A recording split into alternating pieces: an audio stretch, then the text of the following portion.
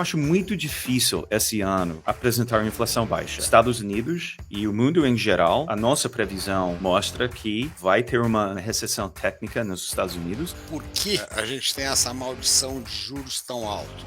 Desastres na economia não acontecem, né? Eles são construídos. Quanto mais você tem um histórico de dificuldade de manter a responsabilidade fiscal, você passa a carregar um custo intrínseco dessa incapacidade de fazer a coisa bem feita.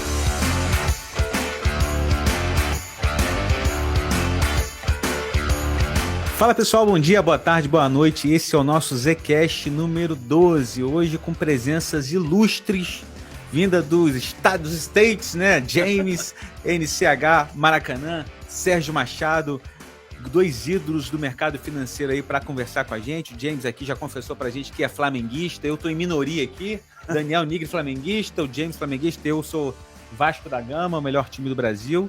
E estamos aqui para falar sobre o mercado financeiro, sobre os fundos da casa, sobre perspectivas para 2023, volatilidade, proteção, muita gente querendo tirar dinheiro do Brasil desesperada aí. Então a gente vai traçar um cenário para vocês, para a gente entender como é que a gente pode atuar com os nossos investimentos nesse ano com dois caras super experientes do mercado, assim como o nosso grande analista Daniel Nigri. Bom dia, James. Bom dia, Sérgio. Bom dia, muito obrigado por ter nos convidado. Bom dia, Rafael. Muito obrigado. Só faltou falar que eu sou fluminense, que é melhor que esses dois timecos aí que vocês falaram. Eu estava esperando você falar com a sua Fluminense. Quase. Você não tem botafoguense, a estrela solitária fica mais solitária aqui, né, Daniel? Isso é bom que você já incluiu o Flamengo aí na Zcast, aí já facilitou a vida. Hoje eu não preciso incluir, você já colocou ele no Zcast. Prazer ter aí vocês aqui. Vamos falar bastante sobre o NCH. Muito bom. Então eu quero agradecer mais uma vez vocês. E aqui no início, James, eu acho que é sempre legal contextualizar, explicar um pouquinho da história sua no mercado e depois do Sérgio também, se a gente puder traçar aqui. Para quem está vendo no YouTube, né, a pessoa obviamente já está vendo aqui que o James está aqui no presencial, o Sérgio não botou a bermuda dele, não veio de moto aqui para o Rio de Janeiro. James veio direto do Leblon ali, deu um mergulho no mar. Só o Daniel que tá de calça hoje, né, Daniel? Tinha que vir de bermuda. Aqui no Rio é bermuda, é água de coco, cara. Pois é. Acabei faltando aí essa aulinha da bermuda. Inclusive perguntaram lá no Twitter como é que fazia para a pessoa chegar nesse ponto de trabalhar de bermuda.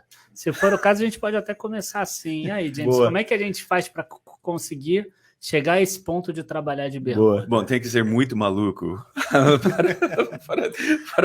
para sair dos Estados Unidos, vir para cá e operar o mercado financeiro por mais que 20 anos.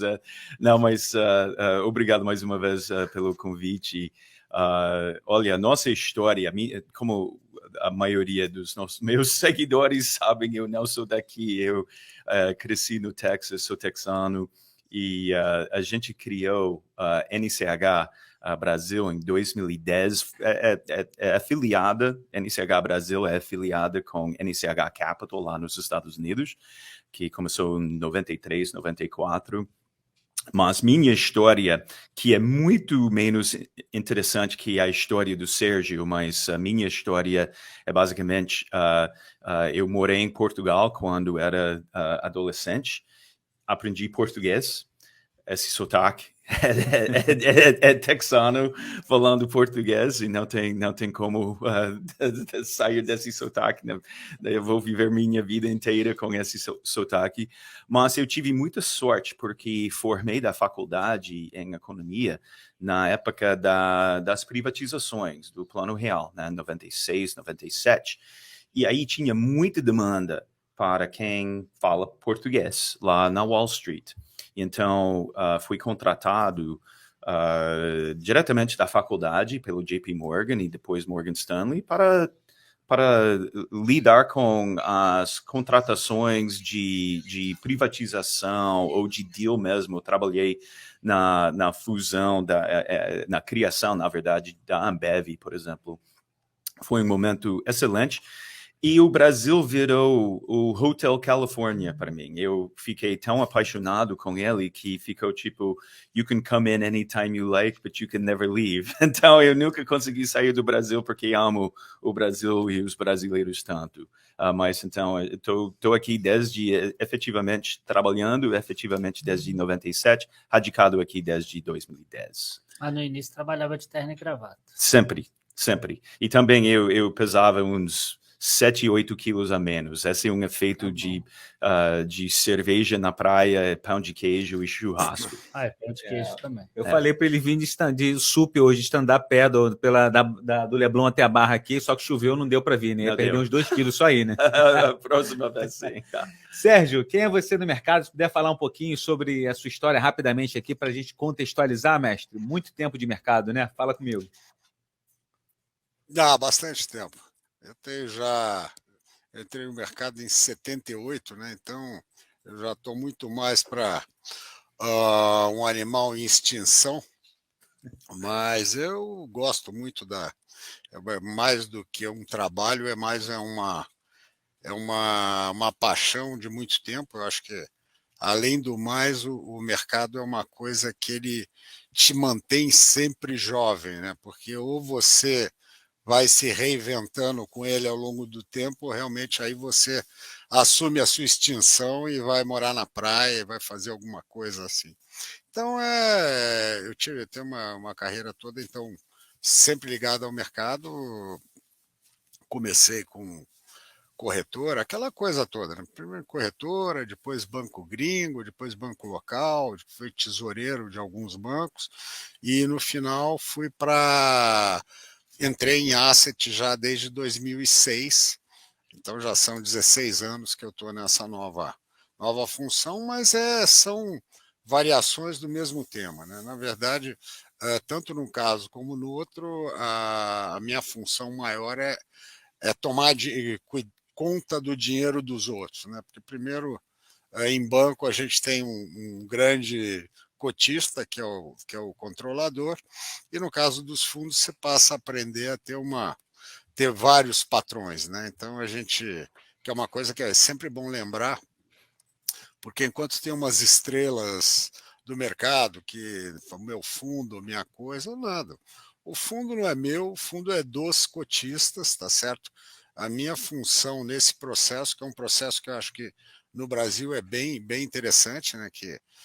Tanto é que no Brasil não aconteceria um Madoff aqui, né? Você tem uma indústria bem saudável, né, com as funções distribuídas, né? Então você tem o administrador, o custodiante, o gestor, mais a Ambima, mais a CVM, né? Então eu acho que isso é muito importante para essa nova geração de investidores, né, que aos poucos foi entrando em contato, que todo mundo celebra os 4 milhões de CPF na Bolsa, mas tem que pensar os tantos 16 milhões de CPF no Tesouro Direto e quantos milhões de CPF que a gente tem nos fundos, né? Então, eu acho que é a nossa função como gestores, e eu acho que nesse ponto, Zatar, você é um cara que faz um trabalho interessante, é essa de conscientizar os investidores da importância dos fundos, da importância de conhecer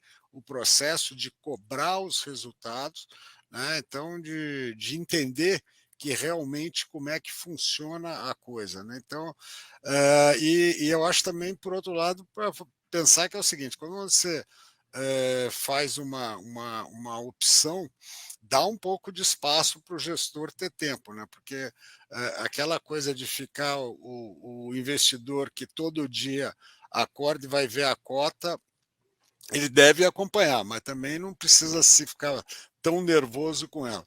Não no meu caso, até que os nossos produtos hoje, os que eu cuido na NCH e já há bastante tempo, eles são produtos de baixíssima volatilidade, de baixo risco, então nem dizer, esse tipo de susto de acordar e perder um monte vamos dizer, é quase que impossível. Pode dizer que impossível, que nada é impossível na vida. mais a probabilidade é minúscula, né? Mas tem fundos que, quando você tem uma proposta, ou fundo de ações, ou fundos estruturados, ou multimercados de mais volatilidade, você pode ter movimentos que realmente contra a sua posição, né? Então você tem que aprender justamente antes de entrar no fundo qual é a proposta dele, né? Para você não ter surpresas ruins ao longo do caminho. Muito bom, Sérgio. Inclusive, daqui a pouco eu vou te perguntar sobre o crédito privado aqui no Brasil. Muita gente comprando bastante fundo de crédito privado. Para você dar a sua opinião sobre essa possível, eventual quebra de algumas empresas, né? Na verdade, uma especulação. A gente não sabe até quando a taxa Selic vai ficar nesse patamar alto, né? Até o Sérgio vai dar o pitaco dele para quando vai fechar a Selic no fim do ano. Vamos ver quem acerta, o James também, o Daniel. Vamos ver quem leva esse bolão aqui. E agora, a gente vai falar muito hoje sobre oportunidades para 2023 em ações, né, em empresas, com o Sérgio também em renda fixa. Vou passar para o meu amigo Daniel para mandar aquela pergunta maravilhosa agora. Boa. Vamos lá. A NCH é uma gestora que já é, enfim, né, bastante antiga, embora eu não goste do adjetivo antiga, mas ela já está aí há muito tempo no mercado. Então, eu queria que vocês falassem um pouquinho o que vocês aprenderam nas crises e qual a relação do cotista de hoje daquela relação do cotista talvez da crise de 2008, se esse cotista mudou ou não com esse excesso não, com esse aumento de informação que o cotista acaba tendo hoje em dia. Sérgio, quer que eu responda primeiro e depois você pode responder? Por favor, começar? Deve ser os mais velhos primeiro. Tá, tá bom. Tá bom. Bom, nas crises, a gente sempre... eu acho que assim, eu comecei minha carreira no buy-side mesmo, ou seja, em gestão de fundos, em 2003. Já começando um outro tipo de crise que aconteceu lá nos Estados Unidos, que foi a crise de confiança. Enron, WorldCom, empresas enormes que tinham muita fraude, etc. E então minha carreira como gestor começou já assim num ambiente muito difícil, e aprendi logo no início da minha carreira que o valor mais importante do longo prazo é preservação de capital. E então, sempre nos momentos de crise, e o Brasil tende a fornecer bastante oportunidade para ter bastante crise. Material para isso. Né? Bastante oportunidade para treinar em crise. Que o nosso foco tem sempre sido não simplesmente sobreviver, mas preservar capital. E cada vez mais tentar melhorar porque cada ciclo bom cria a possibilidade de um ciclo ruim, e cada ciclo ruim cria a possibilidade de um ciclo bom. E estamos, assim, num momento horrível no mundo inteiro, falando sobre o ciclo macro, principalmente por causa dessa inflação quase inédita. Eu nasci, não me lembro bem, mas eu nasci na última época de inflação americana alta,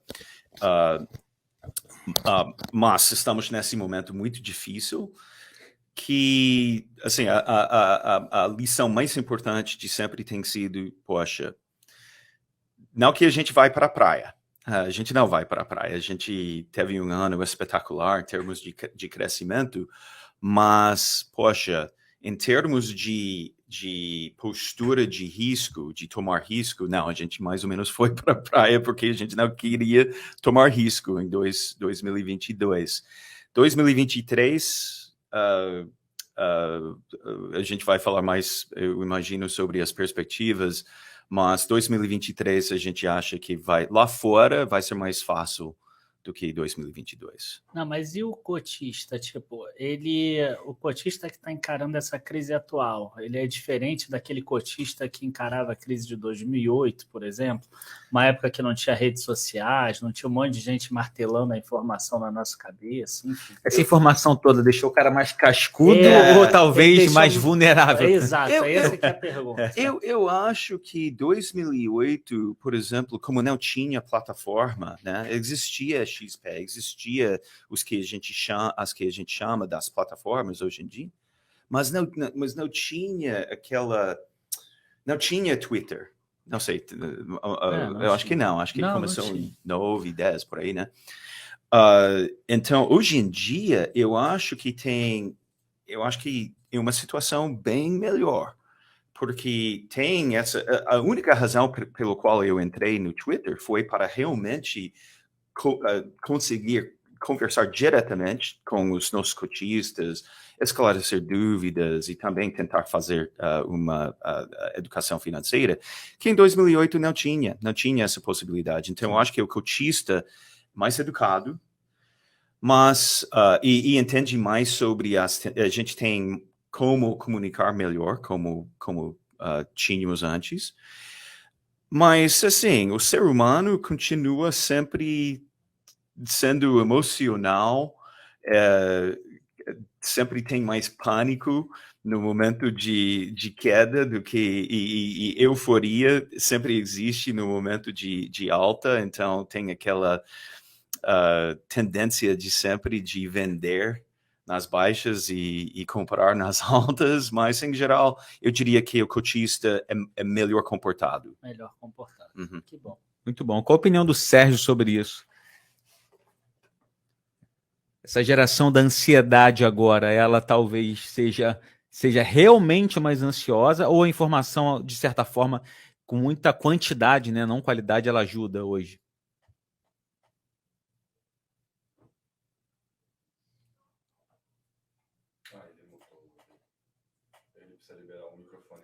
Sérgio, teu microfone está mutado. Só apertar no microfone. Tem que apertar no microfone. Opa, desculpa. boa. Olha, que eu tinha fechado para não fazer barulho. Mas eu tive uma experiência em 2007, 2008, que tem um site que existe até hoje, chama ADVFN, que era o único canal que você tinha assim aberto, né? Então eu tinha um dos blogs, né? Que tinha uns blogs internos. O meu era até o segundo mais acessado. E era um negócio que eu comecei ali, que era justamente quando eu comecei, foi quando eu tinha aberto a gestora, a minha primeira gestora, né? Que foi fim de 2006. E estava esperando, que a gente tem que lembrar, o pessoal que gosta de achar que o Brasil é desenvolvido desde 1500, o Brasil é mato desde 1500. Né? Lembrar que em 2006 eu demorei 6 meses para ter o CPF da minha gestora.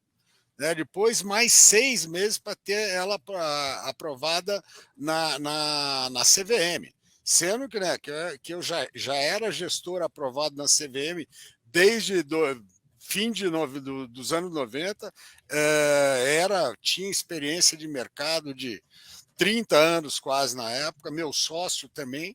Então, era um negócio muito precário ainda. Né? O mercado das assets ele ainda já crescia, mas ele ainda era precário. Então, eu achava muito engraçado que nesse ambiente, que é onde você conseguia falar, que eu entrei ali meio para ajudar, né? Porque eu sempre, já naquele tempo, tinha uns caras vai bombar, tinha uns alteromiquistas, né? Os levantadores de mico, isso tudo, cara, não muda nada.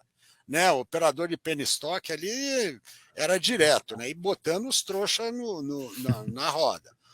E eu tentando ajudar, mas eu me lembro que naquela época a gurizada que ganhou dinheiro ali 2007, 2006, 2007, 2008, eram extremamente prepotentes, né? Cansei de me chamar, ó, seu velho bobo, você não sabe nada, né? E naquele tempo eu tinha 12 anos menos do que hoje, eu já era um velho gagá para eles. Mas eu sou, ao mesmo tempo, já que eu virei um velho gagá, eu sei que o tempo é o senhor da razão. E o castigo veio a cavalo. E nós alertamos muito, cara, muito, muito, muito. Tem alguns amigos dessa época que estão no mercado, que estão no Twitter, né, que acompanharam isso que a gente falava. Não existe essa conversa de crise do subprime. O que a gente está vendo lá fora é uma crise imobiliária e da pior forma que pode acontecer. A taxa de juros está muito baixa, o mercado é basicamente, as operações são com taxa variável, os bancos estão com excesso de garantia sob o nível mais alto de preço de toda a vida. Então, cara, não para certo, é aquela história. Você tinha todo o estoque financiado ao último preço, porque tinha um negócio lá naquela época que chamava remortgage, que era o refinanciamento, que era a coisa que mais acontecia. O cara refinanciava o imóvel dele a cada 6 meses, botando caixa para dentro, né? Então aquilo virou um belo monstro. Então não existe. Então o cara falava crise subprime, não tem imóvel subprime, não tem ali na placa, esse imóvel subprime. Você tinha uma crise no setor imobiliário, você tinha excesso de posição e não tinha comprador, né? Porque todo mundo já estava comprado, né? Então, eu acho que essa coisa na época vamos dizer, a gente alertou, veio a merda e tal, faz parte. Mas eu acho hoje uma coisa que eu sinto muito no Twitter, principalmente, que é onde é mais a minha praia, é que tem uma posição muito mais humilde, as pessoas querendo aprender. Tá? Continua a ter os vendedores de curso, agora tem outros tipos de como tirar dinheiro das pessoas, como sempre tem, né? Aquela história, sempre vai ter uma forma de ganhar dinheiro no mole ou de tentar fazê-lo. Mas isso eu sinto que são pessoas muito menos prepotentes do que eram os novos investidores. Naquela época, eu acho que o mercado tinha crescido muito depois a gente tem que pensar que no final da década de 90, você teve um festival de crise, né? Você teve crise de Ásia 1, Rússia 1, Ásia 2, Rússia 2, Brasil, Argentina, aí depois veio .com, né? Você tinha tido um monte de pancada e depois de 2002 você teve uma época extremamente benéfica, né? Você teve uma recuperação, depois que o Nasdaq caiu de 6 mil pontos para 1.200, você teve uma melhora no mercado mundial e de alguma forma aqui bateu isso. Então teve muita gente que ganhou dinheiro ali mais nova e que se achava muito, né? Isso é uma coisa que eu sinto muito mais uma postura das pessoas querendo aprender no mercado.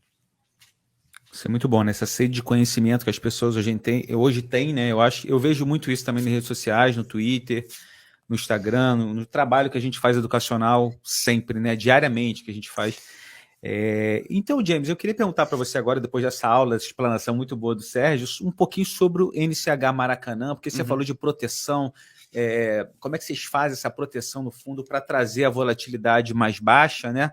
Para gerar alfa muito mais quando a bolsa cai, vocês caírem menos do que acompanhar nos bull markets, né? Então é importante a gente entender como é que é feita essa proteção, comprando puts, pela própria proteção da carteira mesmo, comprando ações mais defensivas. É interessante o pessoal saber que é um fundo quantitativo, né? Mas que também tem um viés fundamentalista. Sim. Então fala um pouquinho dessa dinâmica para a gente, até para as pessoas entenderem como que talvez elas podem ou investir no fundo para se proteger ou fazer na própria carteira pessoal dela alguma coisa nesse sentido. Perfeito. A gente criou o Maracanã lá atrás, ele tem quase 10 anos, vai fazer 10 anos, agora em maio.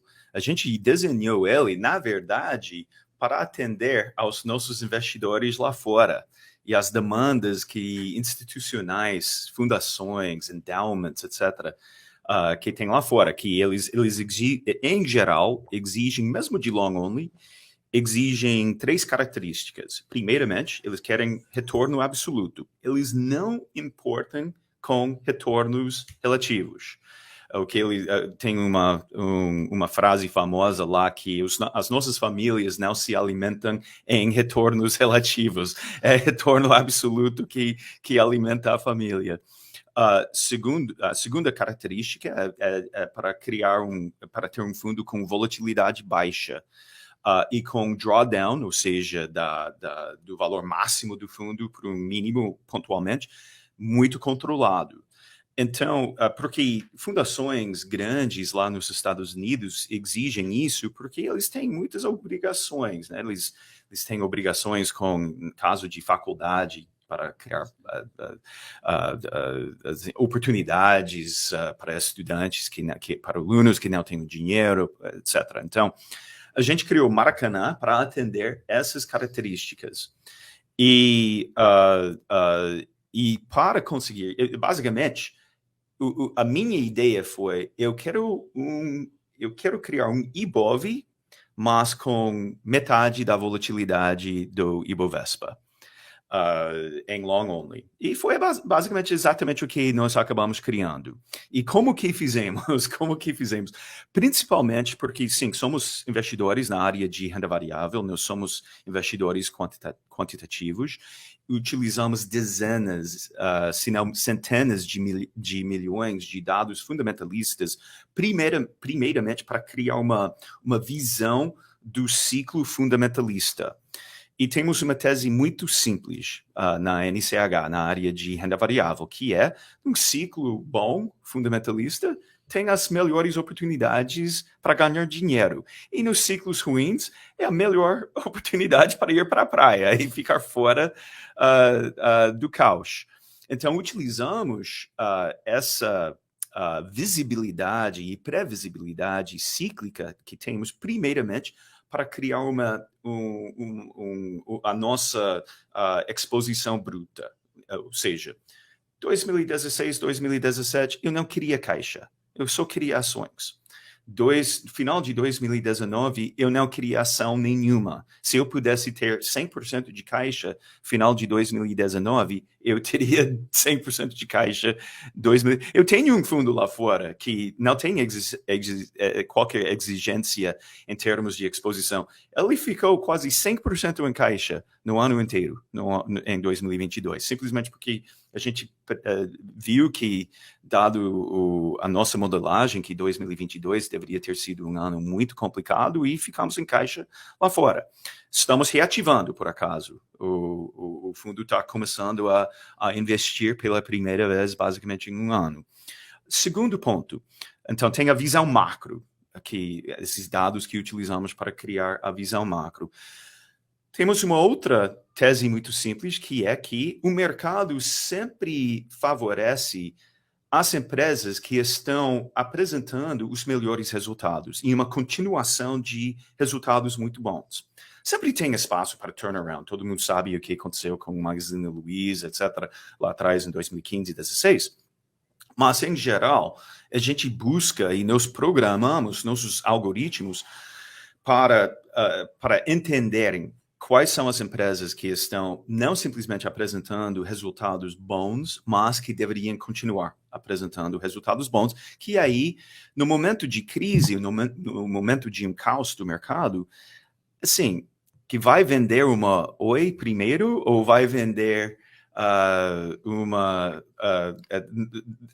hoje em dia, a gente pode falar...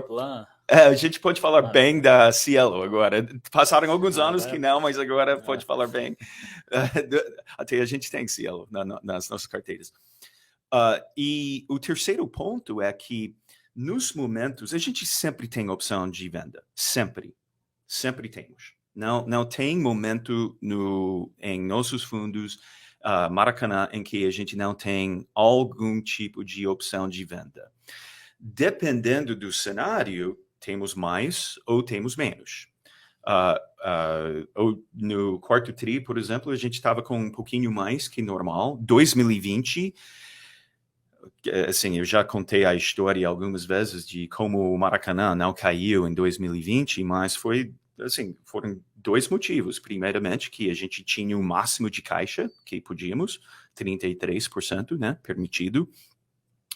E que tínhamos uma estrutura muito interessante de opção de venda IBOV, que, assim, foram apenas, se não me engano, 28 ou 32 basis points, ou seja, 0,28% ou 0,32%, que a gente comprou bem out of the money, ou seja, bem fora do dinheiro. Assim, eu acho que a Ibov estava em 118 mil pontos, se não me engano. A gente tinha um lote interessante de opção de venda a 105 mil pontos, ou seja, mais que 10%. Quase, se não me engano, eu acho que tínhamos uma estrutura de 105 para 100 mil pontos.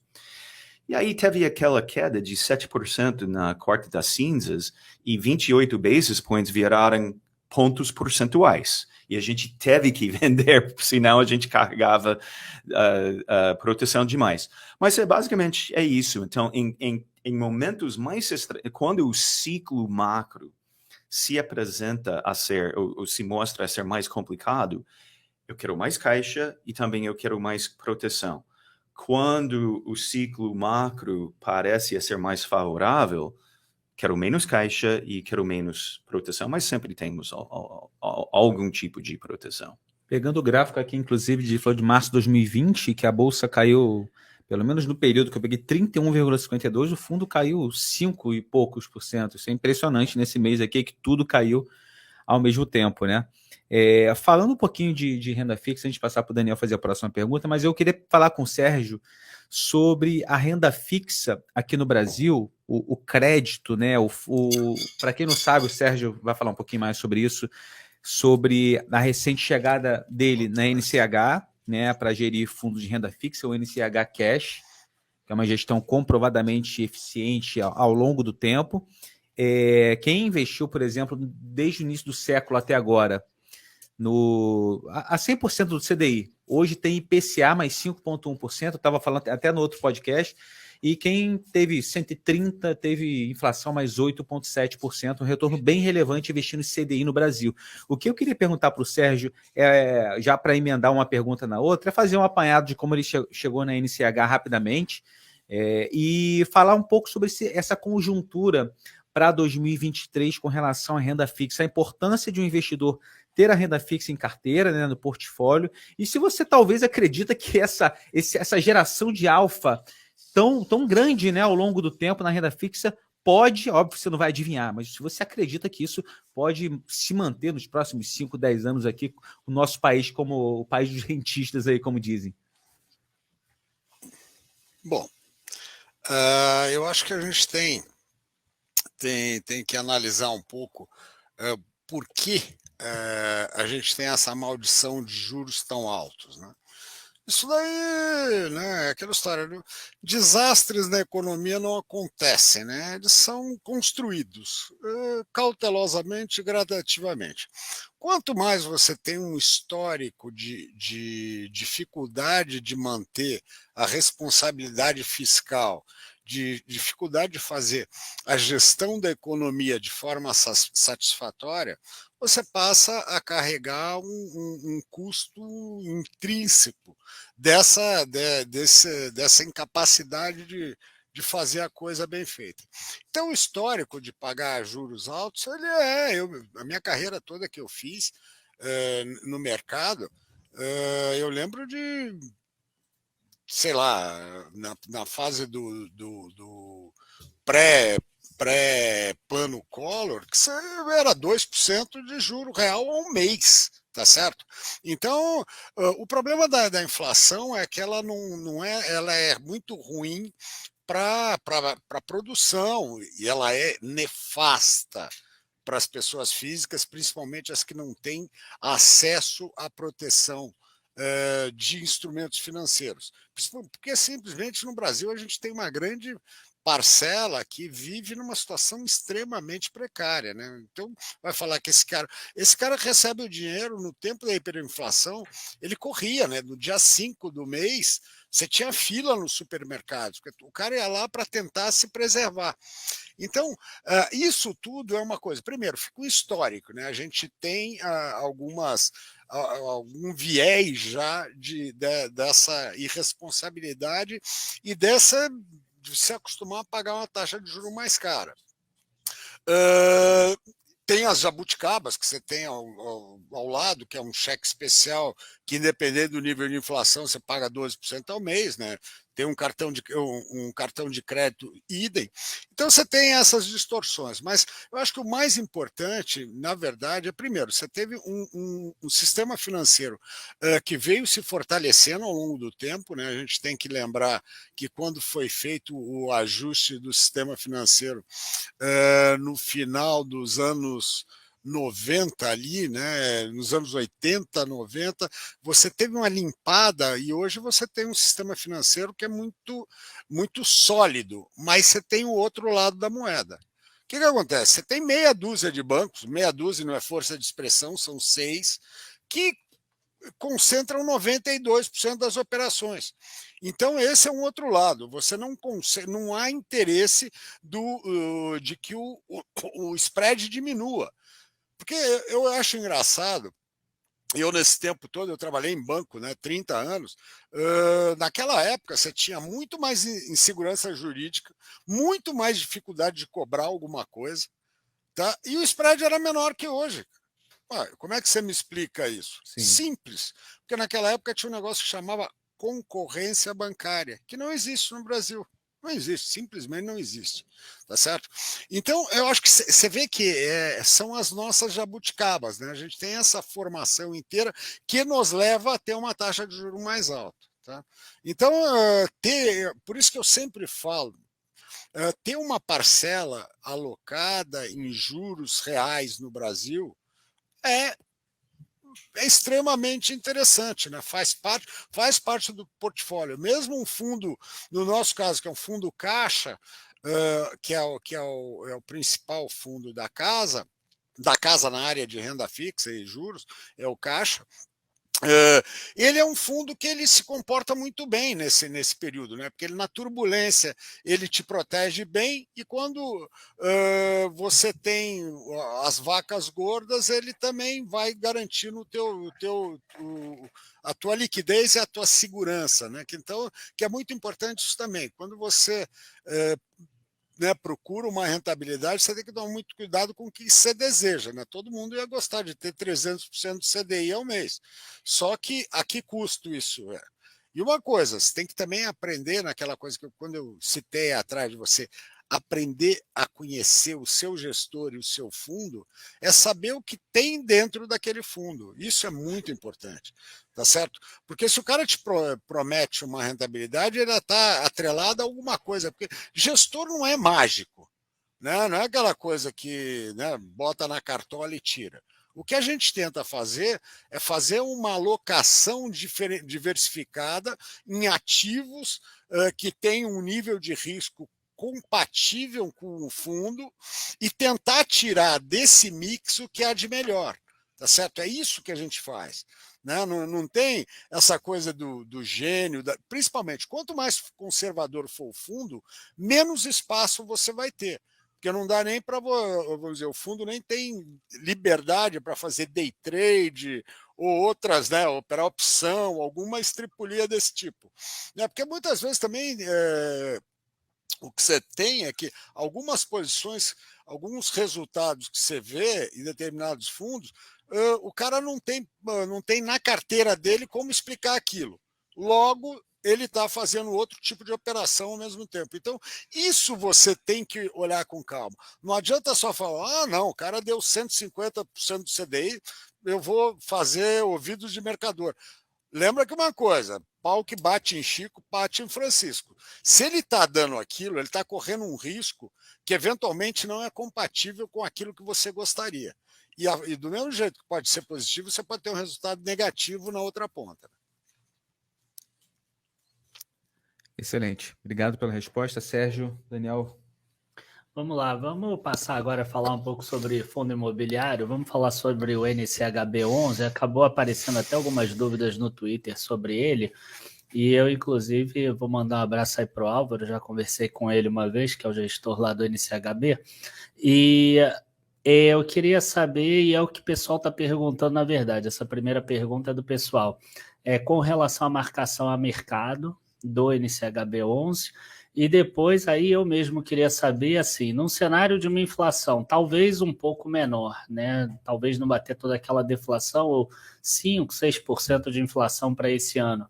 É possível repetir o resultado desse último ano, que bateu aí 17%, 18% de yield? E o Fiagro dando 18% também, né? Que foi é. mais ainda, né? Não, desculpa, isso. Os dois estão...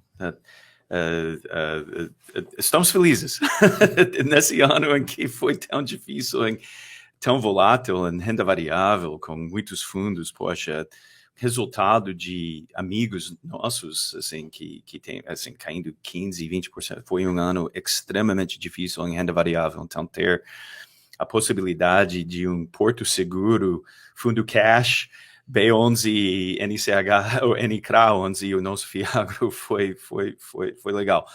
A importância da sua pergunta é porque no primeiro dia do ano, a CVM começou a exigir que corretoras marcam ao mercado CRAs e CRIs, debêntures em geral. O que quer dizer que talvez na sua conta você tinha um CRI que, sei lá, o seu AI vendeu alguns anos atrás, ele rendendo, parecia talvez com marcação a 100, e sempre 100, e rendendo dividendo referente ao CRI, e de repente, final de janeiro, teu relatório, tua conta vai mostrar que talvez caiu para 95. Agora as corretoras vão ter que marcar debêntures, CRI, CRA, etc., à curva, ao mercado. No nosso caso, no NCHB11 e também no Fiagro NCRA 11, todo mês, o BTG, que é administrador dos dois fundos, marca nossas carteiras ao mercado. Eles já vinham marcando, né? Sempre marcam. Então, no ano passado a gente sofreu marcações negativas ao longo do ano, porque a curva, todos nós sabemos o que aconteceu com juros no ano passado, mas então para os que estão escutando e talvez não saibam, quando os juros aumentam, o valor de um debênture cai, em geral, né? Juro aumenta, debênture cai. Então, é que nem acontece em fundo de CRA e CRI. Então, a gente tem o NCHB11 vai fazer em 2023, ele vai fazer 10 anos também. Os dois fundos, o Maracanã e B11, vão fazer 10 anos. E desde 2013 a gente recebe todo mês algum tipo de marcação. Em momentos tipo como aconteceu com o governo do Temer, a marcação foi positiva, sim, porque juros caíram. E no início do mandato do RCN também, a mesma coisa. Ano passado a gente sofreu marcações negativas. Sua segunda pergunta, desculpa. Com relação ao yield, com essa inflação agora mais comportada, porque boa parte do yield veio do primeiro semestre, né, que a gente teve inflação ali de 1,5% e etc. Com essa inflação um pouco mais comportada, é possível a gente esperar yields tão altos? Bom, eu vou dar minha opinião sobre inflação, porque, por exemplo, no caso do NCHB11, nossa carteira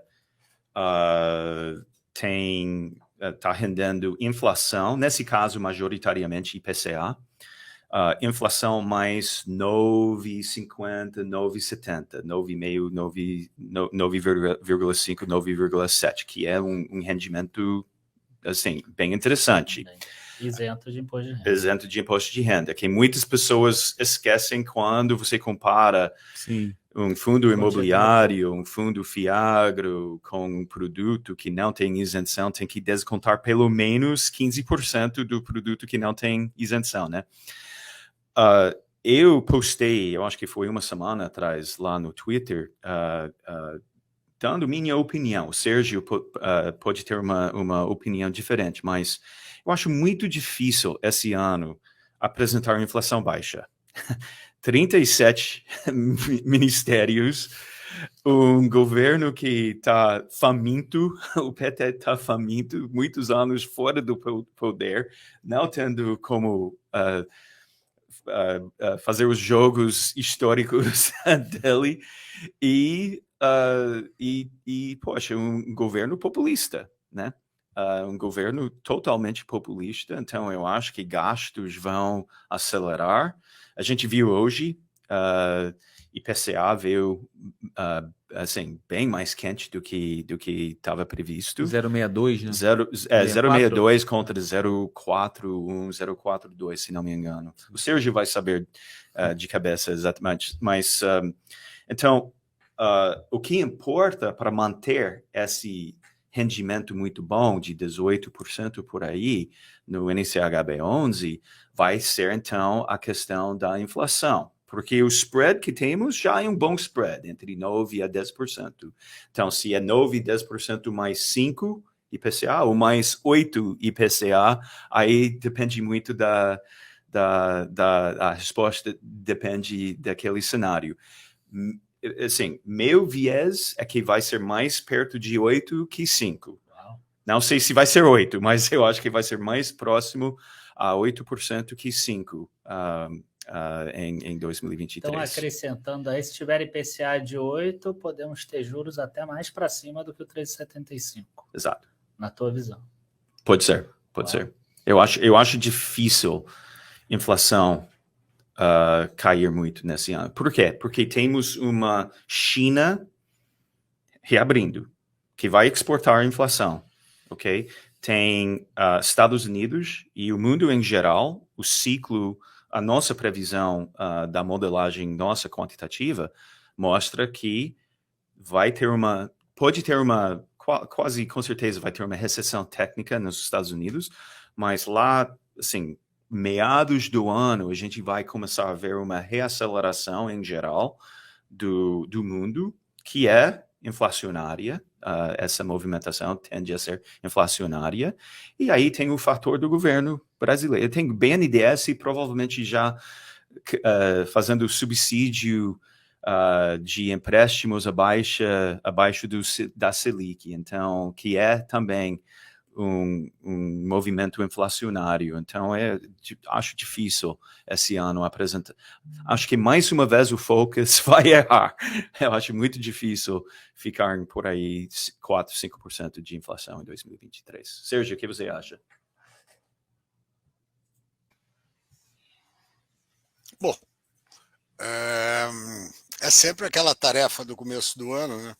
Vamos descobrir o indescobrível, né? Mas partindo dos modelos básicos, né? Conversando até com o pessoal que eu gosto, amigos nossos comuns, né? O Jason mesmo, a gente conversou isso hoje, mas o modelo está partindo ele num primeiro instante ele simplesmente está duplicando 23, né? 22, ou seja, 23 ceteris paribus, ou seja, sem nenhum evento exógeno teríamos 5,7. Né? Então, por isso, o espaço para uma queda de juros eu acho muito baixa, tá certo? Principalmente que, além do mais, esquecendo China, esquecendo os Estados Unidos, porque China, por um lado, também ela devolve inflação, mas ela puxa nosso PIB, então ela ajuda, né? Então, PIB é o nosso. China, na verdade, é o nosso grande parceiro, né? O grande norte. Né? Quando a gente olha para o Brasil para frente, tem que olhar menos para os Estados Unidos e mais para a China. Mas a verdade quanto ao que vai acontecer na economia, né? Nós não sabemos nada. Nós estamos no dia 10 de janeiro e não existe nenhuma posição de política econômica para o ano, de política fiscal para o ano, de política tributária para o ano. A única coisa que a gente tem é política monetária a priori, porque o BCE é independente, a única.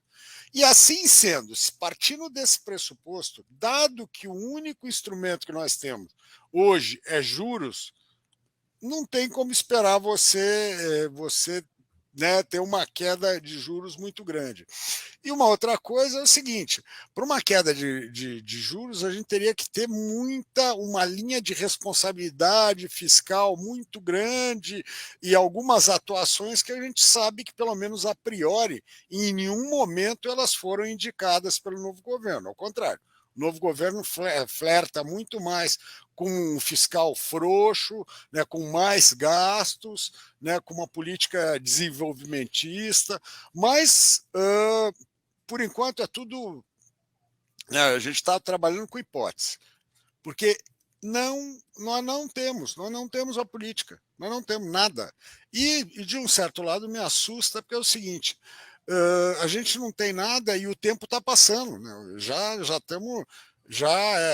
esse novo governo está eleito há 2 meses e nesse meio tempo não apresentou nada, né? Então, eu acho que tem que se ficar, no mínimo, cauteloso. Tá certo? Não digo falar assustado, mas não cauteloso. Tem que ficar cauteloso porque realmente, se for falar, a gente parte de 5,7 como, né, o ceteris paribus. A surpresa não seria para baixo. Aproveitando ainda, chamando o Sérgio, uma pergunta que veio no Twitter do André, ele falou assim, cara, o Brasil vai virar Estados Unidos com Lula? E aí eu queria que você respondesse se o Brasil vai virar Estados Unidos com Lula e se o Brasil vai virar eventualmente a Venezuela com Lula, Sérgio. Acho que o Brasil não vai virar Estados Unidos nem com o Espírito Santo, cara. Não vira, são outros países, é outra cultura, né? Esquece. O Brasil nunca vai virar Estados Unidos, né? A gente pode estragar uns americanos que viram brasileiro, mas os brasileiros não viram americano. A gente estraga um, vira flamenguista, churrasqueiro e tal. Mas é mais difícil. Quanto à Venezuela, aí não precisa ser o Espírito Santo, mas tinha que ser algum santo também, porque não dá para comparar as estruturas, tanto jurídicas, que a gente pode estar contestando, mas a gente tem uma estrutura jurídica mais sólida. A gente tem uma economia extremamente diversificada, extremamente produtiva, né? No caso do agro e tal. Lembra que a Venezuela era monotask, ela sempre foi monoproduto. A Venezuela, quando você ia lá, quando era um paraíso, até lápis de cor vinha dos Estados Unidos, vinha de algum lugar. Sabe, não se produzia nada. Aquilo lá era um modelo. Mas era um modelo que funcionava porque se tinha uma redistribuição daquele dinheiro que era gerado e era o país mais rico, fazia parte do OPEP, né? Primeiro, a segunda maior reserva, aí há controvérsias, ou seja, mas é um país pequeno, população pequena, totalmente dependente de uma produção, naquela época, inclusive, era totalmente dependente dos gringos, né? Então, isso é uma estrutura que não tem nada a ver com o Brasil, tá certo? Nada a ver com o Brasil. Eu acho que a gente pode piorar, que você sabe que para estragar a economia, não precisa muito, é só a gente olhar para no passado recente o que uma gestão desvinculada da realidade pode fazer com o país. Mas aí virar Venezuela, no chance. Excelente. Agora, o James, né, aqui no Twitter ainda, você não gosta de volatilidade no fundo, né, protege a carteira, mas eu acho que a sua vida, né, nessa semana vai ser muito volátil, porque a sua esposa aqui, a Mandy, colocou, porque o James comprou aquele smoker horroroso sem autorização da patroa. Então acho que vai ter muita volatilidade aí por esses dias na sua vida. Mas enfim, fora brincadeira, James, eu queria que você falasse um pouco sobre o que os modelos, né, a gente estava falando um pouquinho antes do podcast aqui, o que os modelos de vocês estão prevendo? Eu sei que não é bola de cristal, né? Mas você falou de algumas pistas que estão prevendo para 2023. Sim. Eu acho que isso é bem interessante do pessoal ter essa percepção. A gente está traçando umas pistas aqui, o Sérgio falou muito bem, mas o que os modelos estatísticos que você utiliza, né, o fundo quantitativo, há bastante tempo, estão ali, entre aspas, prevendo para esse novo ano? Perfeito. Bom, vou falar de várias regiões geográficas e vou começar com a Ásia, porque a Ásia, como o Sérgio mencionou, a China é o que mais importa hoje em dia para o Brasil, não é mais os Estados Unidos, que, assim, eu fico triste com essa realidade, mas é o que é. A Ásia, especialmente a gente já estava prevendo, antes da notícia da reabertura da China, já estávamos prevendo uma virada que começou no terceiro TRI de 2022. na Ásia, especialmente Taiwan, Coreia do Sul, Tailândia, Indonésia, Índia, etc. E isso é muito importante, porque é uma região do mundo que cria muito crescimento. E quando a China decidiu reabrir a economia, aí agora tem o espaço para o resto do mundo a seguir, tá? Lembra como foi o boom no final de 2020, quando os Estados Unidos reabriu, Europa reabriu. Foi um ciclo muito, muito virtuoso que nossos modelos estão apontando. Então, em geral, mercados emergentes deveriam beneficiar bastante. Eu falo muito sobre ETFs, e tem um ETF que acompanha o índice MSCI Emerging Markets, mercados emergentes, chamado EEM, listado lá nos Estados Unidos. Assim, graficamente, por mim, já como a gente consegue ver fundamentalmente que as empresas que compõem aquele ETF já viraram, e graficamente também o papel está subindo muito bem recentemente. Segunda região, que são mercados desenvolvidos, Estados Unidos, Europa, principalmente. Estados Unidos tem assim, a gente já sabe o que aconteceu. Teve, assim, gasto fiscal demais, estímulos monetários demais, e aí entramos numa fase de inflação que começou meados de 2020, na verdade, que continuou 2021 e 2022 foi desastroso.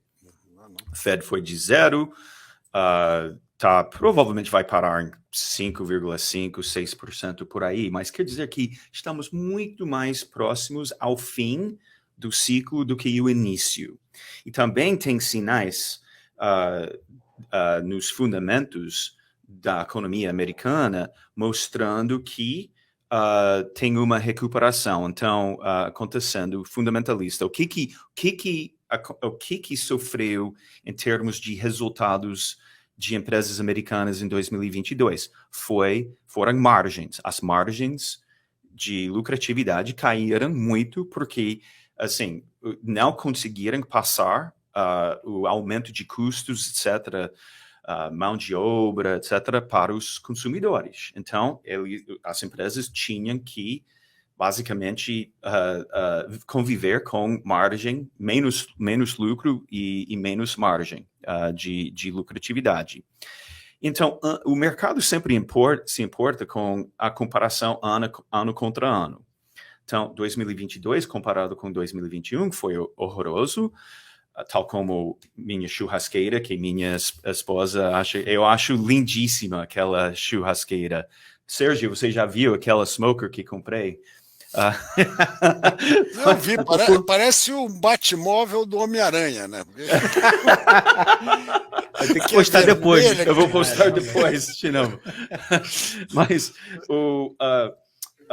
então foi horroroso mesmo 2022 comparado com 2021, mas, como falei mais cedo, cada ciclo ruim cria a possibilidade de um ciclo bom. E os resultados em si, no absoluto, em 2023 não vão ser fantásticos, mas em comparação com 2022 vão ser muito melhores. Já estou apresentando, a gente sempre fala de primeira e segunda derivada, e a primeira derivada deveria ser forte, e a segunda derivada deveria ser muito forte, em termos de recuperação. Aí tem o Brasil. Então, o nosso cenário é a Ásia já está muito, até a nossa alocação no nosso fundo global, em cogestão com a BTG Asset, a maior alocação que temos naquele fundo é na Ásia. A gente está quase 44% investido na Ásia. Estados Unidos deveria começar a apresentar resultados melhores no primeiro tri de 2023. O Brasil decepcionou a gente.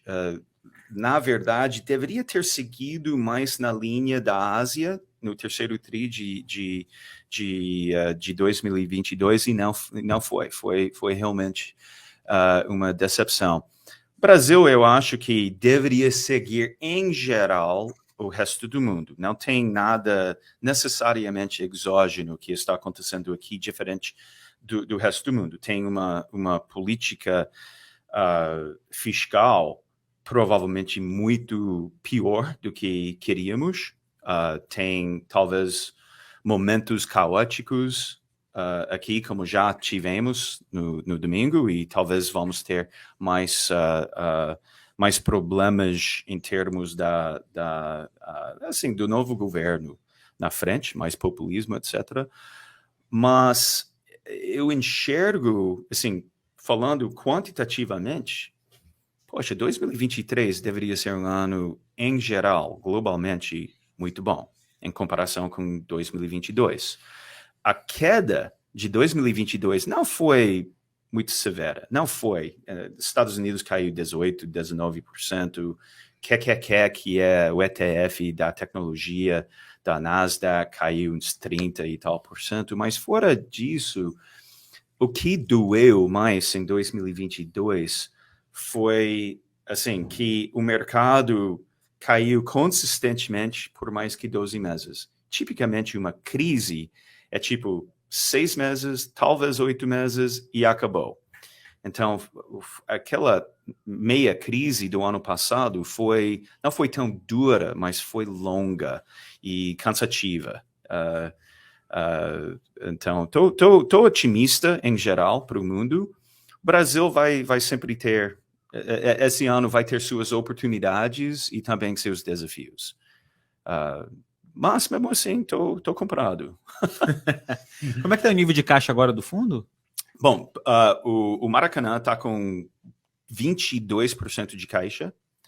Então, estamos naquele meio tempo, não estamos no mínimo de alocação, o máximo de caixa, mas também não estamos muito comprados, não. Estamos com mais uma exposição de 78% em ações, e nosso fundo global está 100% alocado. Ele é um long only, ele tem 120 posições em mais que 30 países do mundo, vai começar a operar em vários países exóticos esse ano também, mas em geral, Brasil, mais ou menos, estamos naquele, tínhamos 30% de caixa alguns meses atrás, a gente aumentou caixa, mas com a queda que houve, especialmente recentemente, os nossos modelos mandaram comprar, então diminuímos caixa. Ousaria arriscar alguma empresa que está realmente uma pechincha na bolsa hoje, muito barata? Ou algumas empresas? Poxa, eu sempre penso sobre valor em termos de ciclo. Se tem empresas que estão num ciclo muito bom, fundamentalista, mas com preços, assim, pressionados.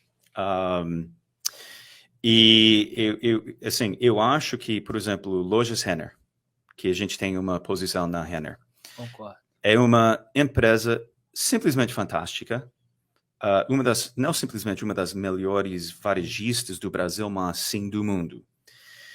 E assim, a gente ela começou a sofrer 6 meses antes da pandemia. E aí teve a pandemia e o caos que teve, e o papel está em níveis muito, por mim, assim, em patamares muito interessantes. E o disclosure é que sim, a gente tem a Renner em nossos fundos. É da máxima aqui de 2020, Daniel. O Daniel também falou que gosta da tese, né? Chegou aqui, ó. Chegou a 54,70 e agora está 19,73, queda de quase 65%, né? Bom, serve como disclosure, a gente recomendou ela há pouquíssimo tempo, coisa de 1 mês atrás, depois dessa última queda, porque realmente... Ainda mais quando você compara histórico, você compara melhor gestão em relação às outras, né? A gente pega Riachuelo, C&A, Marisa, que seriam comparáveis, e a gente vê que a margem dela é muito melhor, ou a quantidade de entrega em capitais, no mesmo dia, enfim, quando a gente vê o nível de operação, de eficiência, é muito melhor do que as outras também. A própria financeira também. Sim. Enfim. Excelente. Falando com o Sérgio agora, eu acho que dá para a gente mensurar os danos que podem ser causados com uma Selic insistentemente alta pelos próximos 12, 24, talvez 36. A gente não sabe. Obviamente, 48. a visibilidade. Oi? 48. 48, 60. Obviamente, a visibilidade, né, Sérgio? É muito difícil quando a gente fala de 3, 4, 5 anos, mas o que isso pode causar? Eu falei no início aqui, o crédito ali para empresas mais endividadas, né, mais alavancadas, fica mais complicado, tem muito fundo de crédito no mercado. Então, eu queria que você, com a sua experiência, falasse para a gente o que pode desencadear uma Selic alta por não somente até o final de 2024. Projeção do Focus, eu acho que no final do ano que vem tá, se eu não me engano, 9,25. Não, ano que vem. Ano que vem. Ano que vem. 9,25, se eu não me engano, no final de 2024. E do BTG, se eu não me engano, 10,75 no final de 2024. Mas, enfim, eu queria que você trouxesse a sua experiência para falar para a gente, se tiver mais tempo de Selic alto, o que pode desencadear, o que as pessoas precisam ficar atentas? Bom, realmente, no Brasil, projetar 48, 60 meses é engraçado. Né? A única coisa que é engraçado, porque a segurança que você tem nos números, ela é totalmente falaciosa. O Focus eu não falo nada, porque o Focus eu acho que a minha posição já é conhecida, né? Eu acho que o Focus perdeu muita eficácia. Hoje tem tanta gente que aquilo virou um saco de gato, né? Então, é a mesma coisa perguntar para todo mundo no mercado, se é para comprar ou para vender, vai tender para empate, né? É a mesma coisa que acontece lá. Então, o Focus não leva em conta, eu gosto mais do caso do BTG. Agora, de qualquer forma, perguntar o que uma manutenção de taxa muito alta pode fazer na economia, volto a falar, lembremos o segundo governo Dilma. O que aconteceu, o estrago que foi feito. Porque quando a taxa de juros está excessivamente alta, ela tem uma função, ou deveria ter uma função, tá certo? Ela tentar fazer que a inflação convergisse para níveis mais aceitáveis. No Brasil, eu fui crítico, né, já esse tempo todo, que a taxa subiu demais. Primeiro baixou demais, né? Baixou demais, ficou muito tempo baixo e depois subiu demais. Eventualmente a gente pode dar sorte com os erros, né? Então, esse nível de taxa que está hoje ele é uma proteção que a gente tem para justamente essa incerteza quanto ao futuro. Porque não é instabilidade, nós não temos instabilidade. Hoje nós temos uma incerteza muito grande, justamente por o que vai ser feito no fiscal, o que vai ser feito na economia, que eventualmente vai impactar na inflação e na necessidade de se abaixar ou levantar a taxa de juros. Eu acho que hoje, pelo nível de incerteza, a gente deve, o que poderia, se não houvesse isso, já baixar taxa de juros agora no primeiro trimestre, isso daí eu jogo mais para o fim de 23, quiçá 24, né? A não ser que me prove em contrário. Qual o impacto disso nas empresas? Você pode ter hoje uma economia desacelerando mais, as empresas perdendo resultado, né, perdendo receita e os custos crescentes, né, porque a maior parte do endividamento ele é indexado ou em inflação ou em juros, né? Então, essa é uma preocupação que tem que ter. E uma outra coisa, quando você me perguntou a respeito do grande volume de crédito privado que você tem no mercado, é que realmente, se você pegar uma conjugação meio explosiva de juros altos, inflação alta e nível de atividade baixa, eu acho que tem a possibilidade de você ter inadimplência, sim, né? Não tenha dúvida. E uma coisa também, que o problema no Brasil, que eu sempre falei, sempre alertei para esse mercado, é que ele sofre de um mal crônico, né? É um mercado que não tem um mercado secundário líquido, tá certo? O mercado secundário de debêntures, ele é muito, muito restrito. É um mercado que já gira 1 bilhão por dia, 2 bilhões, em tempo de vaca gorda, é muito pequeno. Isso dá menos de 1% do estoque, tá certo? Então, e lembre que a gente viu há tempos atrás, já o mês passado, só do mercado se ajustar um pouquinho em LFT, o mercado de LFT já deu uma penalizada nos detentores, e você imagina isso com a LFT numa situação simplesmente de ajuste e liquidez de fim de ano. Você imagina um mercado de título privado sendo assolado por uma inflação alta de juros e com nível de atividade caindo. Eu acho que você tem que ser muito cuidadoso na hora de você fazer a alocação nesses títulos. Aquela história, pessoa física ficar comprando debênture é uma loucura, é uma insanidade. Ele não tem a menor... Se ele acha difícil comprar ação, ele vai comprar debênture, pelo amor de Deus. Ação, pelo menos, você tem liquidez todo dia. Então, você tem que tomar muito cuidado com isso. E cuidado com os fundos que você vai alocar. E também, volta a falar, tomar cuidado com aquele, quem paga 180 do CDI, 200 do CDI, eventualmente ele tem um risco maior do que um bancão que está pagando 110 do CDI.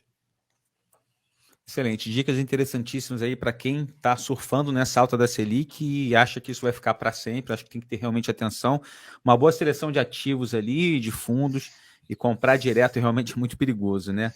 Bom, muito boa esse Zcast com vocês aqui. Eu acho que a gente tem um momento aqui, brincadeira no final, que a gente pergunta com quem você gostaria de estar, né? Se você pudesse jantar com alguém, vivo ou morto, qualquer pessoa do mundo, James, com quem você escolheria e por quê? Opa! Vivo ou morto, qualquer né? pessoa que já passou pela... Poxa, eu sou muito conhecido por ser um dos maiores fãs da banda Rush, né? Eu gostaria de jantar com o baixista, o Geddy Lee. Eu sou muito músico, você também. Sim. Eu toco. Minha mãe exigiu que todo mundo em casa, eu toco 5 instrumentos. Caramba, por causa maestro. Não, maestro em nada. Fraco em tudo, maestro em nada. Mas por mim seria Geddy Lee. Geddy Lee, então fizemos uma surpresa para você. Geddy Lee, pode vir. Vamos lá, Sérgio Machado, se você pudesse jantar com alguém, qualquer pessoa que já passou pela face da Terra, com quem você escolheria? É difícil. Tem tanta gente boa, né? Você pega o ano passado, todo ano. Mas tem um cara que é meu ídolo de uma vida inteira, é o Ayrton Senna. Eu acho que é o maior piloto do mundo, um brasileiro do cacete, o cara que fez muito para o país. E eu acho que uma coisa mais tirando, não é essa coisa, era um profissional, né, o cara obstinado, ele não tinha nada, ele não ganhou nada. Ele era um gênio, mas e como tal, ele se exigia sempre, né? Eu acho isso, eu sempre achei do cacete. Ele era o cara campeão, tricampeão, mas era o primeiro a começar a treinar e o último a acabar, né? Então, é aquela história, eu sou sortudo, mas quanto mais eu trabalho, mais sorte eu tenho, né? Por coincidência. Excelente, muito bom, né? Igual as pessoas que trabalham, né? 20, 30 anos, levou 30 anos para dar sorte da noite para o dia, né?